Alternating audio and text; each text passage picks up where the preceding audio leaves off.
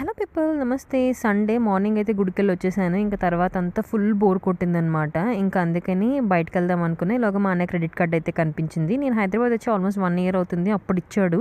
నీకు నచ్చింది ఏ ఒకటి కొనుక్కో అని చెప్పి. ఇప్పటి వరకు యూజ్ చేయలేదు. బయట వర్షం పడుతుంది కదా అని గొడుగు కూడా తీసుకెళ్ళేసరికి బయట ఒక్క చిన్న చినుకు కూడా పడట్లేదు, ఆగిపోయింది. ఇంకా మా హాస్టల్ దగ్గరలోనే విజేతకు అయితే వెళ్ళాను.